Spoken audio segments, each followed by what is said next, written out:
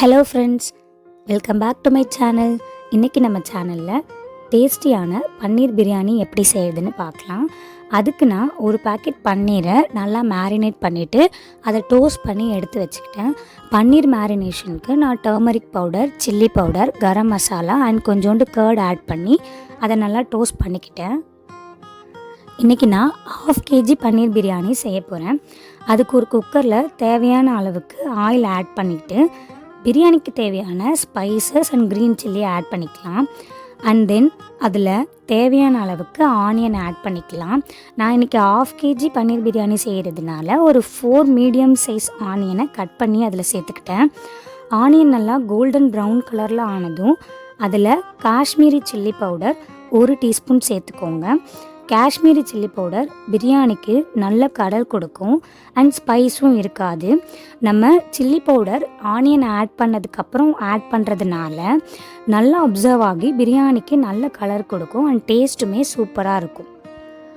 Onion நல்லா வதங்கி வந்ததும் அதில் தக்காளி ஆட் பண்ணிக்கலாம். நான் 2 மீடியம் சைஸ் தக்காளியை கட் பண்ணிவிட்டு ஆட் பண்ணியிருக்கேன். தக்காளி நல்லா வதங்கி வரட்டும். அதுக்கப்புறம் அதில் தேவையான அளவுக்கு ஜிஞ்சர் கார்லிக் பேஸ்ட் ஆட் பண்ணிக்கலாம். இது பன்னீர் பிரியாணி அப்படின்றதுனால ஜிஞ்சர் கார்லிக் பேஸ்ட் நம்ம கம்மியாகவே ஆட் பண்ணிக்கலாம். சிக்கன் பிரியாணி அந்த மாதிரி நான்வெஜ் செய்யும்போது கொஞ்சம் அதிகமாக ஆட் பண்ணிக்கலாம். ஸோ நான் இதில் 1/2 teaspoon ginger garlic paste add பண்ணியிருக்கேன். நெக்ஸ்ட் இதில் தேவையான அளவுக்கு கர்ட் ஆட் பண்ணிக்கலாம். இதெல்லாமே ஆட் பண்ணிவிட்டு நல்லா மிக்ஸ் பண்ணி விட்டுக்கோங்க. அதுக்கப்புறம் இதில் நான் தேவையான அளவுக்கு புதினா கொத்தமல்லி ஆட் பண்ணியிருக்கேன். புதினா கொத்தமல்லி ஆட் பண்ணி நல்லா மிக்ஸ் பண்ணி விட்டுருங்க.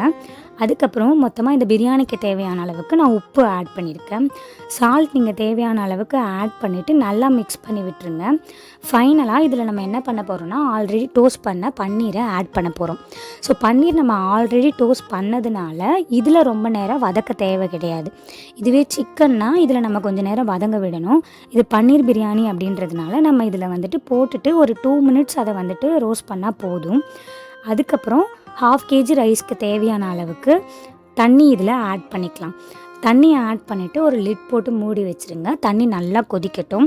தண்ணி நல்லா கொதித்து வந்ததும் அதில் நம்மளோட ரைஸை நம்ம ஆட் பண்ணிக்கலாம். இன்றைக்கி நான் நார்மல் ரைஸ் தான் எடுத்திருக்கேன். இது சீரக சம்பாவோ பாஸ்மதி ரைஸோ கிடையாது. ஸோ சீரக சம்பா பாஸ்மதி ரைஸில் செய்யும்போது இது இன்னுமுமே ரொம்ப டேஸ்ட்டாக இருக்கும். இன்றைக்கி நான் நார்மல் ரைஸில் தான் இதை பண்ணியிருக்கேன். இதுக்கப்புறம் அதில் ரைஸ் ஆட் பண்ணிவிட்டு குக்கர் லிட் போட்டு மூடி வச்சுருங்க. குக்கரில் விசில் போட்டுட்டு 2 விசில் நல்லா ப்ரெஷர் குக் பண்ணிங்கன்னா பன்னீர் பிரியாணி ரெடி ஆகிடும். இது ரொம்ப ஈஸியான ரெசிபி, நிஜமாகவே ரொம்ப டேஸ்ட்டாக இருக்கும். நீங்களும் ட்ரை பண்ணிவிட்டு எப்படி இருந்துச்சுன்னு கமெண்ட்டில் சொல்லுங்கள். இந்த மாதிரி குக்கிங் அண்ட் ஃபுட் ரிலேட்டட் வீடியோஸ்க்கு என்னை சப்ஸ்கிரைப் பண்ணிக்கோங்க அண்ட் என்னை ஃபாலோ பண்ணிக்கோங்க.